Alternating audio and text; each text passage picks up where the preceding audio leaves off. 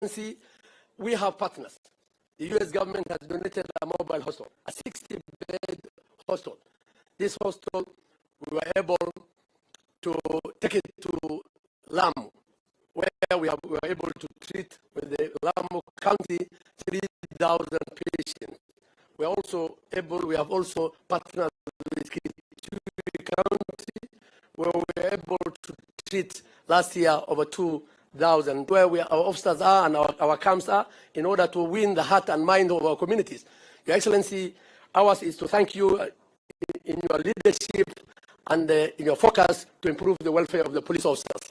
Thank you, Your Excellency, and at this juncture, may I call upon the Inspector General to continue with the rest of the program.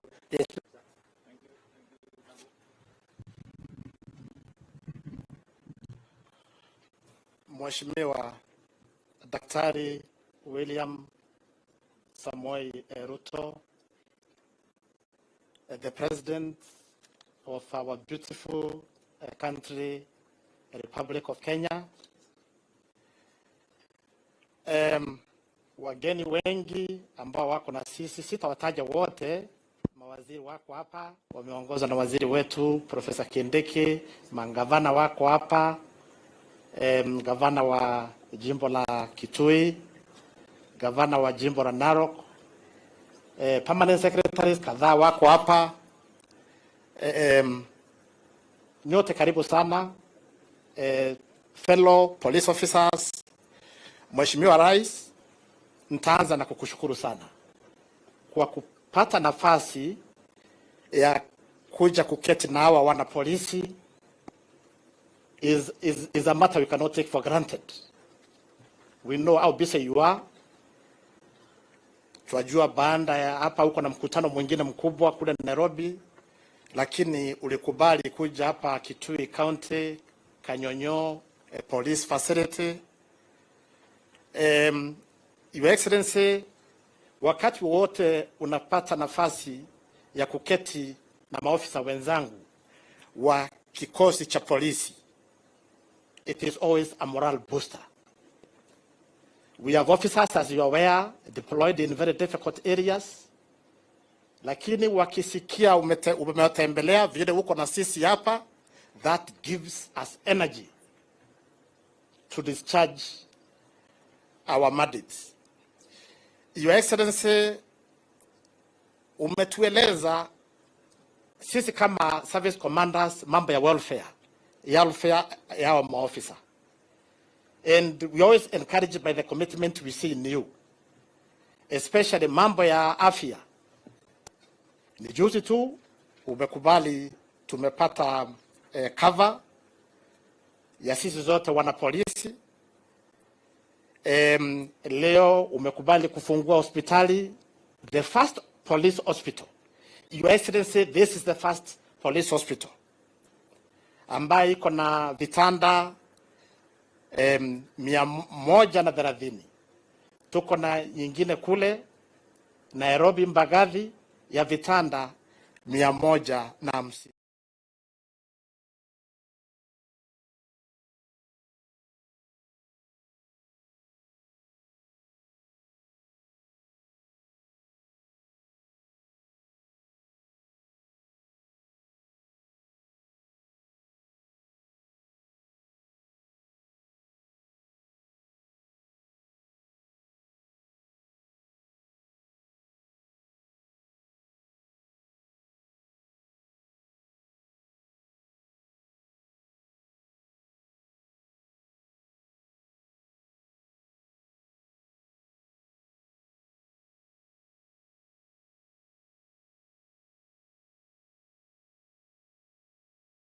Their country.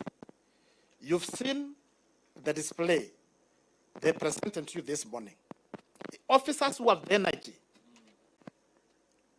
officers who are able to provide security to our people.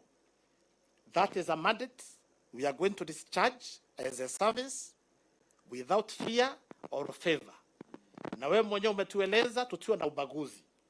We treat kila mwananchi equally. Kama ni mkubwa ama mdogo, lazima apate service ya serikali ambao walichagua wenyewe. Kwa hivyo, Your Excellency, sisi tutahudumia nchi hii bila woga na kwa kujitolea na kupenda nchi yetu. Your Excellency, kwa sababu ya muda niruhusu sasa nimwalike waziri wetu Profesa Kithure Kindiki.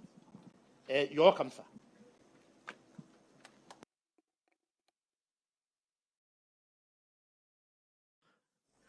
Mheshimiwa Dr. William Ruto, Rais wa Jamhuri ya Kenya na Amiri Jeshi wa vikosi vyetu vya ulinzi, wageni wote ambao wako hapa, Mheshimiwa Rais, kwa sababu baada ya hotuba yangu hii fupi utatuongelesha, nikubalie nitaje maafisa wakubwa wa serikali ambao wako hapa kwa majina, na tunawashukuru kwa sababu wamepata muda kuwa hapa na sisi siku ya leo. Mheshimiwa Rais, tuko na waziri wa mambo ya utalii, wanyama pori na mambo ya heritage ama turathi za kitaifa, Mheshimiwa Penina Malonza. Tuko na gavana wa jimbo la Kitui, mstahiki Gavana Julius Malombe. Tuko na mwenzake gavana wa Narok, mstahiki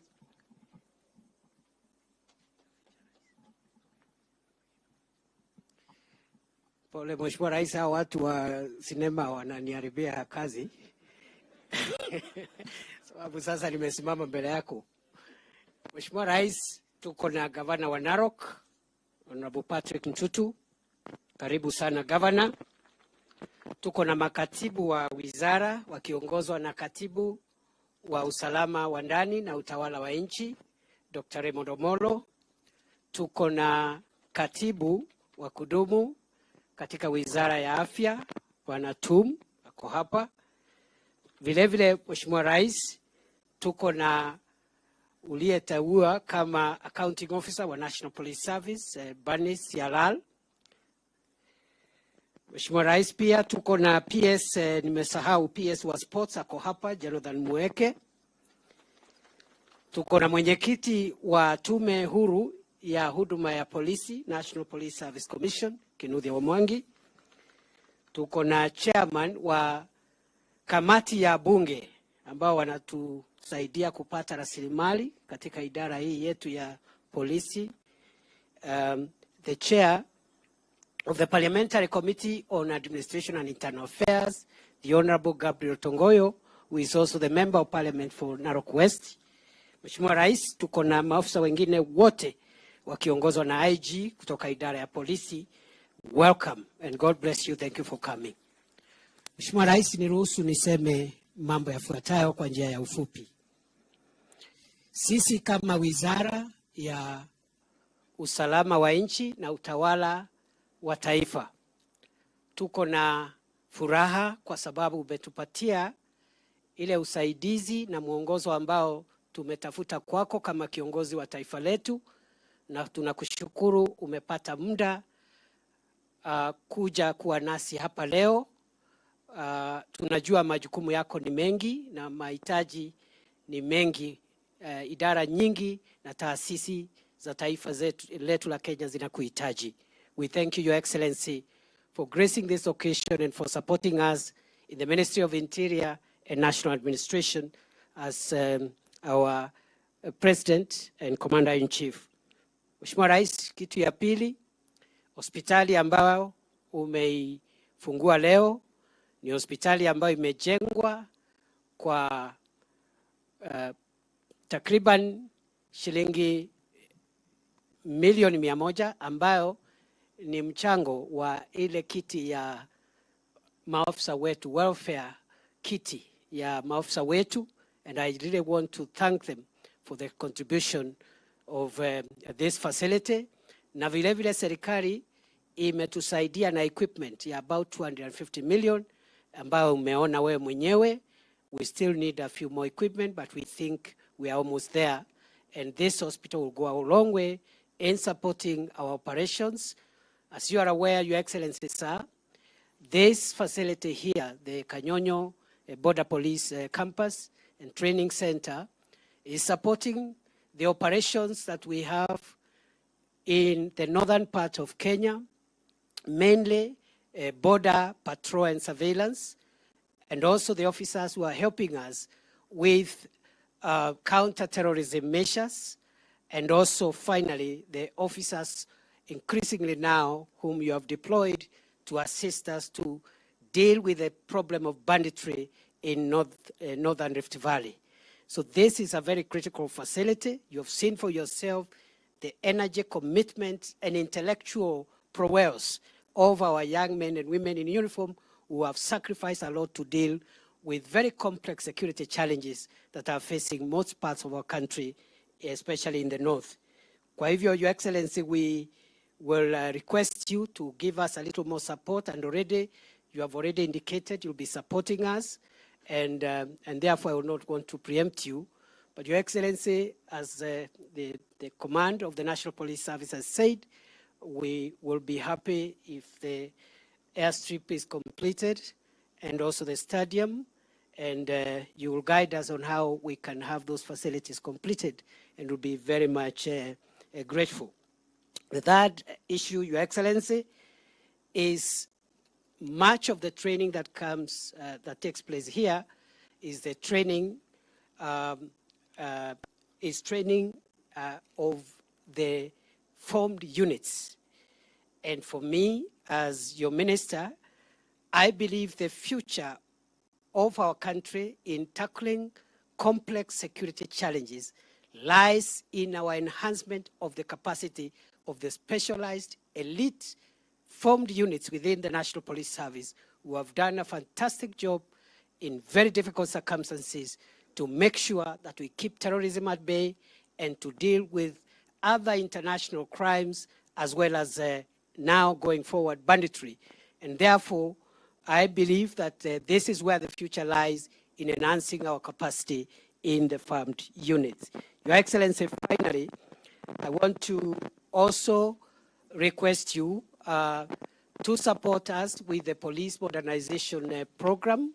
And as you are aware, we have a bit of capabilities, but with a little more support, we are able to deliver even better services to the people of Kenya. Your Excellency, we assure you of our professionalism within the National Police Service and other disciplined agencies within this ministry. And as you are aware, Your Excellency, again, besides this hospital, we have two other medical facilities that are almost complete. The one is the National Police Hospital in Bagavi, and the other one is the Kenya Prison Hospital in Ruto. When these medical facilities are complete, they'll go in a long way in boosting the morale of our officers, making them feel appreciated, and being treated in an environment that does not disturb the rest of the public, because some of the injuries that our officers get are quite serious injuries, and we would want to cushion them from being able to destabilize the other medical facilities where every other person, patient is taken to. Kwa hivyo, Mheshimiwa Rais, tunakushukuru, tunakupenda na asante sana kwa sababu umetuunga mkono. Tunauliza tu uendelee kutusaidia, kututafutia rasilimali za kuongeza mambo ya vifaa vyetu, na hao maofisa kama umeona ni maofisa wazuri, wako na nidhamu, wako na ujuzi, na ile wanahitaji tu ni msaada kidogo ya kuboresha vifaa, aswa vifaa vya angani ambavyo vitatayarisha saidia mambo ya vifaa ambavyo wanatumia wakiwa ardhini. Kwa hayo mengi, naomba tusimame, tumwamlike Rais wa Jamhuri ya Kenya. Haya, Governor, Mheshimiwa Rais amesema ukuja usalamiane kwa niaba ya unajua Mheshimiwa Rais, usipotoa hiyo order, I cannot do it. This is a very constrained environment, and that's how we work. Lakini Rais amesema Governor salamiane kwa niaba ya community. Karibu, Your Excellency, Governor.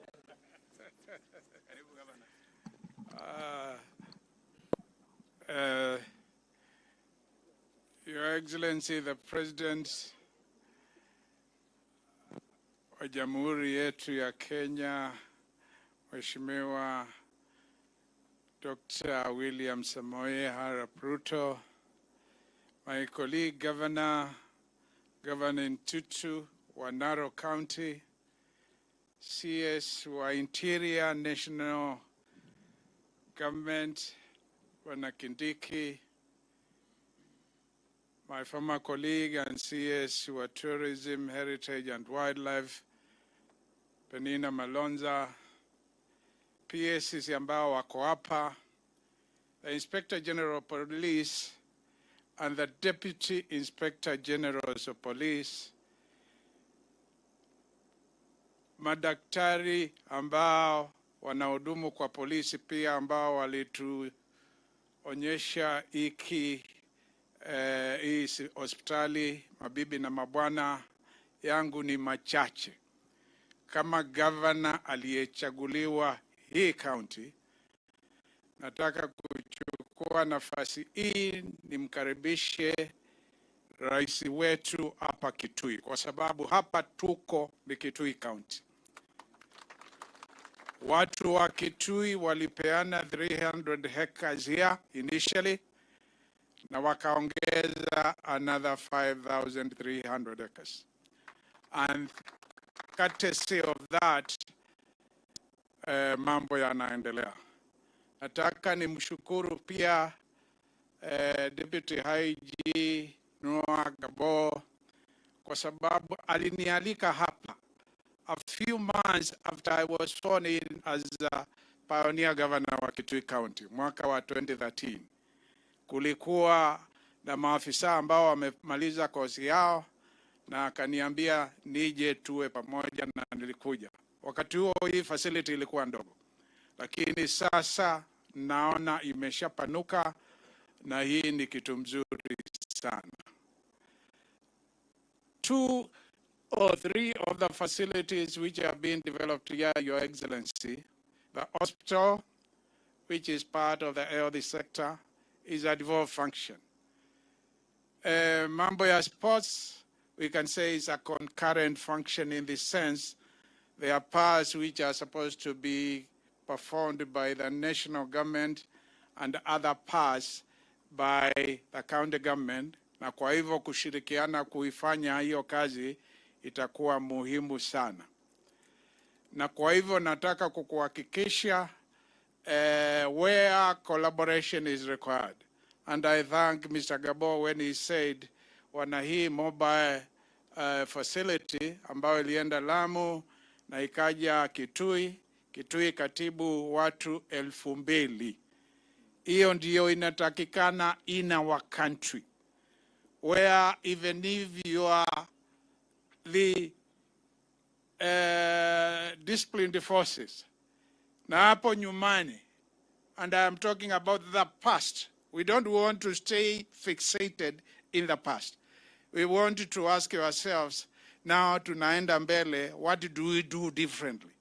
What we do differently tukienda mbele, even if you are disciplined forces and you are located in a place like this, please try as much as you can to work with the community, to be friendly with the community. Na nataka kukuhakikisha rais, AP Border Patrol Unit inafanya na inaishi vizuri sana na watu wetu. Mimi nina ushuhuda ile inaitwa testimony, kwa sababu wakati nilipochaguliwa nilikuwa natembea hapa kutoka pande ya Kitui kwenda Mwingi. Mwingi, this is the main way you go to Mwingi from Kitui town where the county headquarters are. Na wakati nilishindwa kura, ama to put it more correctly, when I was not announced the winner, na mtu mwingine akaingia, nilikuwa ninapita hapa kwenda kuomba kura. And what I witnessed from the officers wa hii patrol unit is nothing but professionalism. Walikuwa wanasimamisha magari na from their training, because they are trained even to sniff where there could be possibilities of insecurity. Wanatoa watu kwa magari na wanatoa kwa heshima, na watu wanaambiwa vukeni where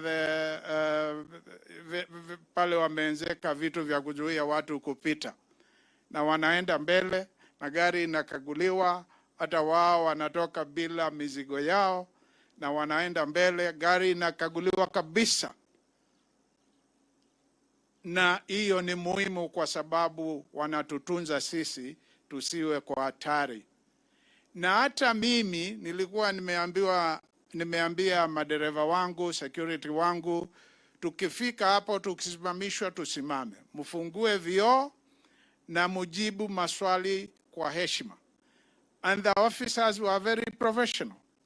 They will ask us, good morning or good afternoon, mnaenda wapi ama mnatoka wapi? And then they talk nicely and ask us questions which are designed to ensure security is maintained. Kwa hivyo, allow me, Your Excellency the President, in front of you, niseme these are professional officers. Wamesaidia sana. You know, a lot of us who live in Nairobi don't realize why we have had things peaceful. Is because partly of what they do here. Na nataka hata mimi kushukua nafasi hii ni washukuru.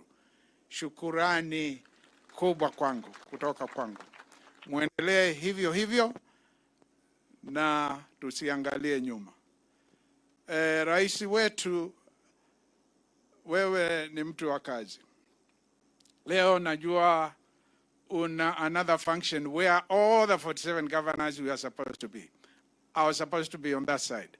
But kwa sababu ile heshima ambayo tunapeana sisi magavana na rais wetu na deputy wake, tumesema rais akiwa kwako, county kwako, na wewe ni governor, please all the other things become secondary. Kwa hivyo hiyo nilisema iwe secondary, niwe hapa nikukaribishe, na tukitoka hapa tutaenda na wewe. Asante sana Metitu Ole Kato, kwa sababu hiyo ameshikanisha vile hiyo itafanyika. Tutaenda na wewe mpaka niwe kule magavana wenzio watakuwa, na nadhani ndugu yangu Ole Ntutu pia tutakuwa na yeye. Na kwa hayo machache, because sasa ni mimi nitakualika, si Kindiki. Wajua Kindiki alikuwa senator. Na nadhani kwa sababu walikuwa wanaita magavana to grill them. Ajui when the governors are elected and they are in their county, huwezi kutaja majina lao peke yao. Lazima uwaite wao wenyewe wakaribishe rais, hata ikiwa ni sherehe ya aina gani. Kwa hivyo hebu nichukue nafasi hii nimkaribishe rais wetu. Tafadhali tusimame tumkaribishe vizuri. Karibu rais, karibu. Thank you. Thank you, Governor. Asante sana Mheshimiwa Governor. Tafadhali tuketi. Asanteni sana.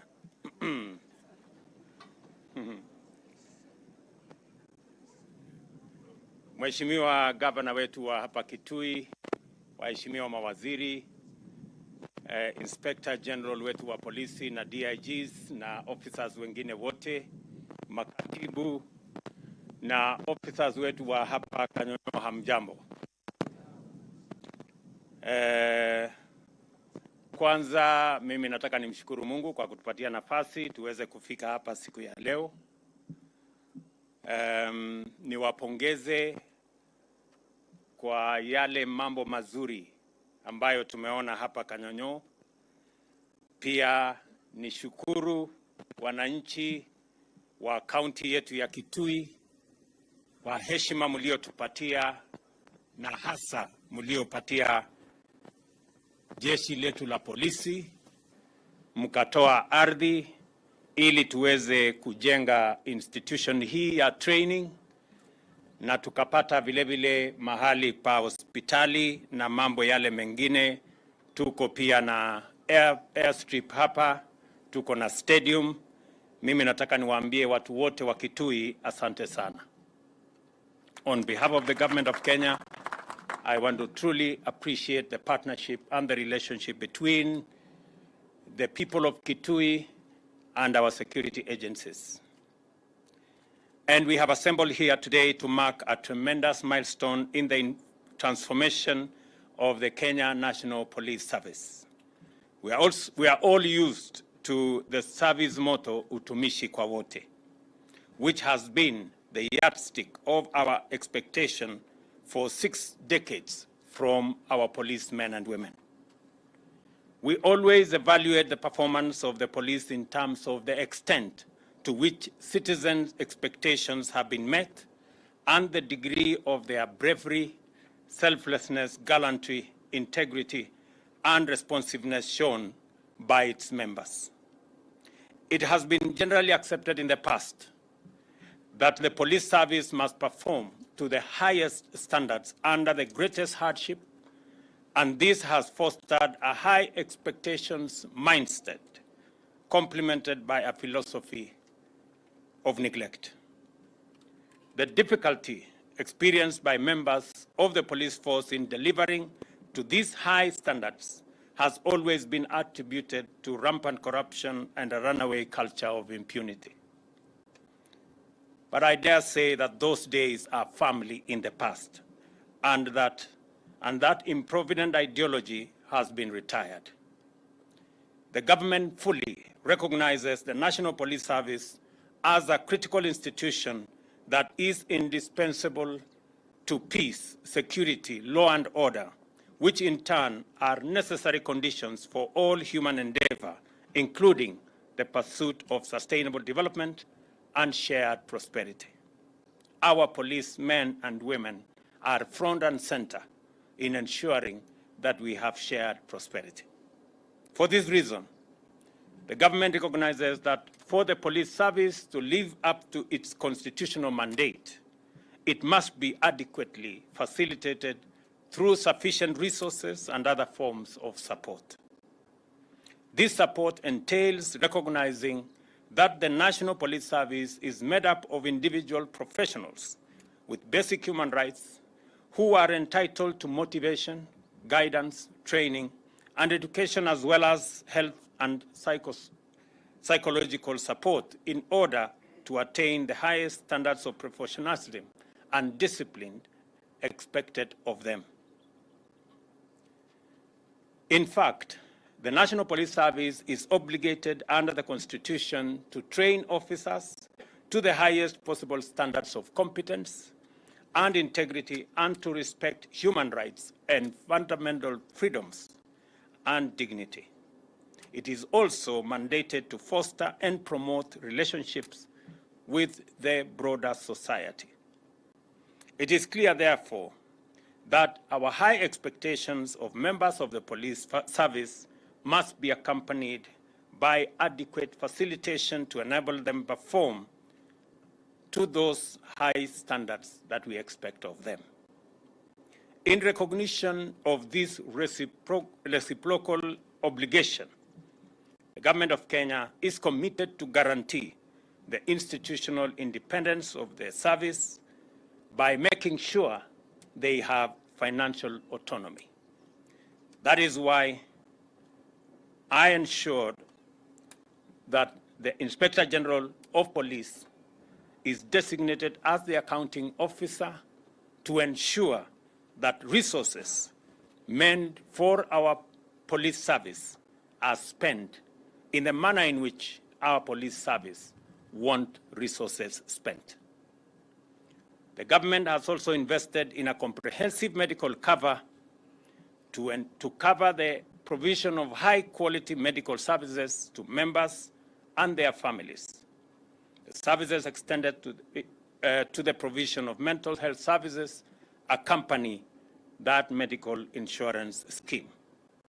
In addition, I recently presided over the inauguration of the National Police Leadership Academy, which will inculcate the highest standards of integrity, transparency and accountability, respect for fundamental rights and freedoms, and the observance of the highest constitutional standards.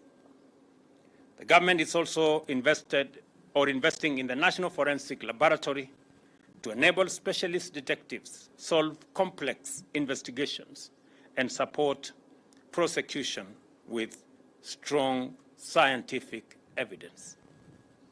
As I speak to you, the Police and Prison Service Reforms Task Force is busy at work, interrogating a broad range of issues affecting service delivery, including the terms and conditions of service of officers. Even as we make progress in enhancing our support for members of the service, we are also waiting to implement recommendations of the task force to take the police service, men and women, to the next level. I am highly encouraged that with what I have seen on my tour of the facilities completed and those under development. They are magnificent symbols of Kenya's commitment over police service over our times that is professional and that is adequately empowered to give Kenyans the best service. The Border Police Training Campus, Kanyonyoo, is a diverse infrastructural complex and a fine testimony of our aspirations to enhance peace, security, law and order by providing members with the best facilities to unlock their highest level of professional performance for the benefit of the people you serve. When I saw what the men and women in this campus go through, it gave me a lot of confidence that the future of our country is in safe hands. And this continuous training of our special units is going to guarantee what the police service constitutionally is mandated to do for our country.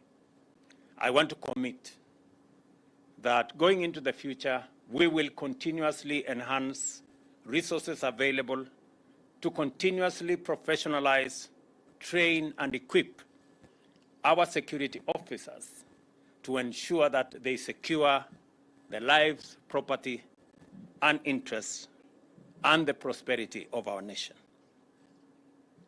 Let me also say that I have already asked the Minister for Interior to work with the IG of the police on a modernization program that is going to see the government of Kenya spend an extra 20 billion shillings to improve both land and air facilities and equipment for our police service to be able to deliver on their mandate.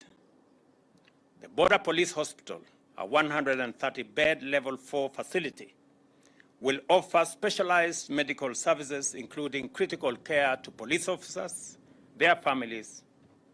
I want also to confirm here to the people of Kitui that this facility will also be available for the community in this area of Kanyonyoo. And we are going to have a conversation with the governor and the county government of Kitui on how we are going to structure the relationship so that this facility can equally benefit the community here in Kitui. I also want to say all the other facilities, including the airport and the stadium that we are building, are available for use by the community here and the people of Kitui County, alongside all the other Kenyans that may want to use these facilities. Let me also confirm here that the government of Kenya is going to complete the airstrip that we are building here. I know you have painstakingly taken time, spent resources with a lot of hard work. And I want to confirm to you that the Ministry of Transport will take over that facility and make it ready for use by both this facility and the people of Kitui County. Let me also confirm that the stadium, and I have given my feedback to the engineer who was designing the stadium, is all equally we are going to take it over. The Ministry of Sports and Youth are going to take over and complete the stadium here, again, for use by our officers in this facility, but also by the community here in Kanyonyoo and Kitui County. The PS for Ministry of Sports is here, Mr. Jonathan Mweke. I expect that you will give proper guidance on how to develop that stadium, give them professional advice, and provide the resources for the completion of that facility. I also want to confirm that going through this hospital, I see that there is a lot of infrastructure that is still required.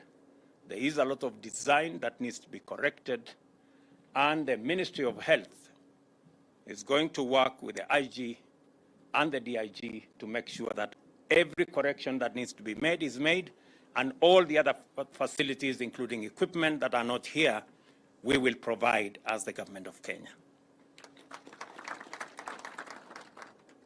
I was very pleasantly surprised when the DIG told me that the construction of this hospital was done by money collected on the welfare scheme of officers in the police force.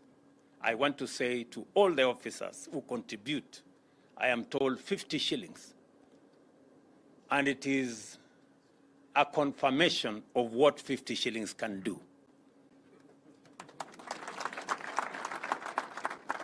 It is quite a learning curve that 50 shillings can build a 100 million shilling hospital. Nilikuwa nasikia watu wengine wakisema ya kwamba shilingi 500, 1000, 2000, 5000 inapatiana kwa hustler fund ni pesa kidogo. Mimi nataka sasa niwaulize kama wakipata nafasi wakuje hapa Kanyonyoo waone hospitali ya shilingi milioni 100 imejengwa na shilingi 50. I think they might revise their thinking, and they might know what it means to pull together. From time to time, police officers have had to endure the risk of fatal and sometimes life-threatening injury, as well as highly stressful and traumatic conditions in the course of serving and protecting us. This hospital demonstrates that we have come of age and are willing to acknowledge and embrace and take measures to rehabilitate those affected by post-traumatic stress disorder, as well as combat trauma. The Kanyonyoo Sports Complex, which is still under construction, represents our commitment to the holistic health and well-being of members by providing leisure and recreation facilities which not only enhance physical fitness, but nurtures athletic and sporting talent, while also giving positive psychological intervention. It is therefore important, with the support of the Government of Kenya, that the Inspector General considers ways and means of actualizing the promise of this complex by ensuring that the service employs sufficient specialist medical professionals. Nimeona ya kwamba hapa mko na daktari mmoja na health workers wengine. Please work out with the Ministry of Health on the level of personnel required in this facility so that we can work with the Inspector General to make sure there are adequate human resource, doctors, nurses, clinical officers, and all other critical care staff to manage this facility optimally. The Border Police Airstrip is critical to the police work for logistical and operational support, as well as emergency transport to evacuate casualties, insert and extract deployed tactical units and supply essentials. This form of support is essential for officers working in difficult, distant, and volatile areas and can make the difference between success and failure. For this reason, it is important, as I have said, that this airstrip is completed, and I undertake that the Ministry of Transport will do the completion and ensure that all necessary navigation equipment is available to make this facility operational. I commend the county government of Kitui for embracing and supporting the development of this campus and by working with our security agencies to ensure that there is a seamless coordination and collaboration between the community and the leadership of this campus. I also thank all partners, local and international, for various forms of support to the Border Police Unit. The U.S. Embassy in particular has provided mobile field hospital, which we just saw here, which have served close to 4,000 people in Kitui and Lamu counties. I salute the National Police Service for undertaking diverse initiatives and building positive relationships with the local community, provision of medical services to the public and medical clinics to the locals, as well as the sharing of sports facility with the local population, demonstrate that the service is alive to Article 244 of our Constitution, which calls for fostering and promoting relations and best relations with society. I appreciate the fact that National Police Service is taking advantage of its institutional autonomy to radically improve its professional standards and service delivery while building strong relationships with the public. We are advancing rapidly towards the police service envisaged in our Constitution.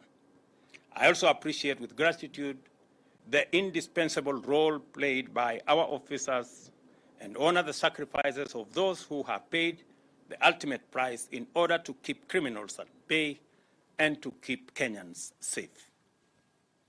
We will always remember with humility, gratitude, and admiration the ultimate sacrifice of those officers who lost their lives in the line of duty, and for the sake of their departed souls, will do everything within our power to enhance the welfare and terms of service of all members, including their families. I also recognize the bravery of our Border Police Unit and members of specialized teams, including the Special Operation Group, SOG, and the Advanced Tactical Operations Urban-Rural Formation, who continue their admirable work of defending key national interest installations. The government will take the security of the nation and every citizen seriously, and we therefore commit to raise the institutional, professional, and operational capacity of the service and make it optimal. We shall sustain our endeavor to complete the turnaround of the National Police Service for the benefit of both our officers and the people of Kenya. As I have said, and you will see in the coming months, we will ensure that we build the institutional capacity, the technical capacity, equipment, and other facilities necessary for our police men and women to be effective, to take charge of their mandate, and to deliver to the people.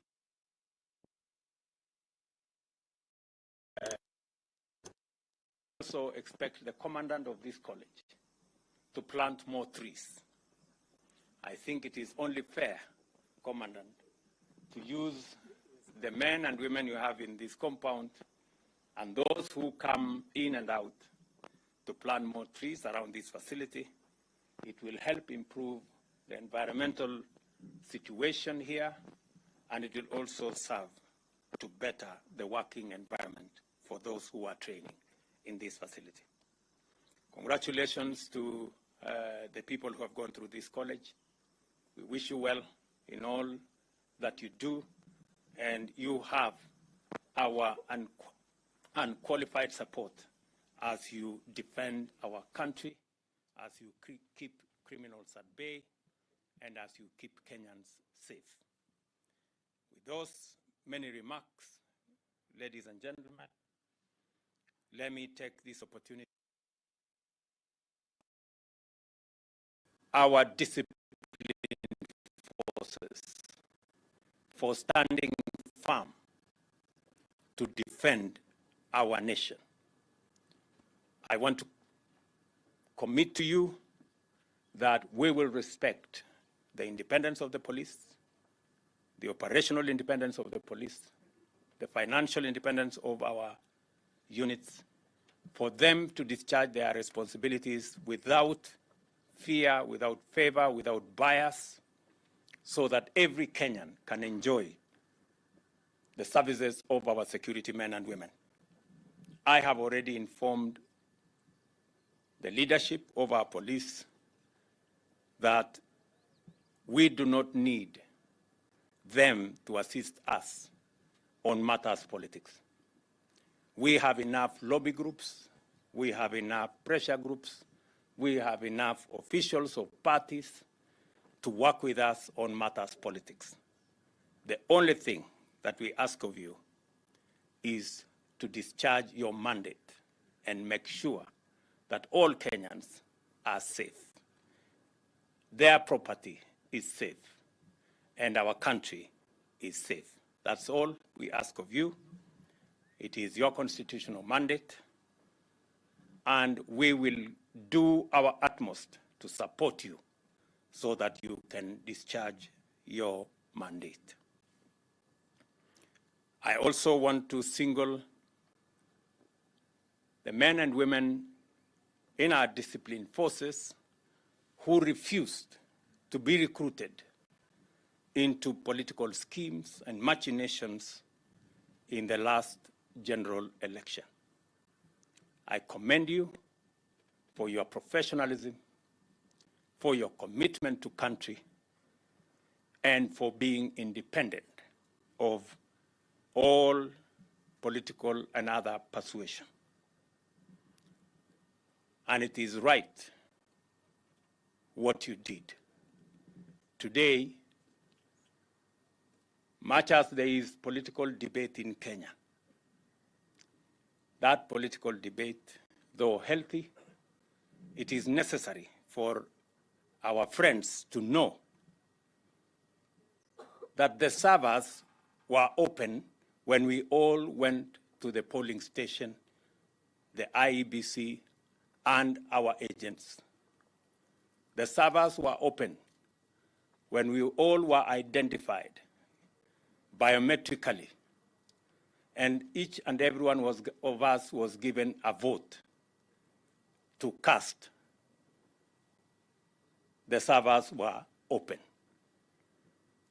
It is also true that when the counting was done and the results were posted on the portal, the servers were open.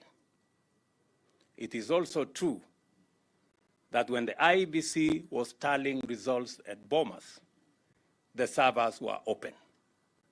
It is also true that when the matters went for validation in court, the servers were open. It is also true that when the court made a determination of the last general election, the servers were open. To now turn around and pretend that servers to be open at this point in time is to take us for granted, is to believe that there are fools in Kenya. I want to tell our friends that the servers have always been open. They were open during the identification. They were open during the voting. They were open during the posting of the results. They were open during the tallying in Bomas. They were open when the results were announced. They were open when the matters went to court. The servers were open when the court determined the election. To now pretend and tell us about servers is an insult to our collective intelligence, is an insult to our democracy. And I will inform you that there is a big shortage of fools in Kenya. And let me, for the record, paraphrase Bob Marley, who said, "You can fool all the people sometime, and you can fool some of the people all the time, but you cannot fool all the people all the time." So let us understand one another. Mimi sitaki kusema kuzidi hapo. Nilikuwa tunatambua kazi mlifanya kuwa wangwana, kusimamia taifa letu na usalama wakati wote, na mimi nataka niwaulize muendelee na hiyo kazi. The Border Police Unit Hospital, I declare, is now officially open. Thank you very much, and may God bless you. Asante sana. Asante sana Mheshimiwa Daktari William Ruto. Nitaomba sote tusimame. Nimuombe Mheshimiwa Rais wakati wa kuondoka nikubalie tu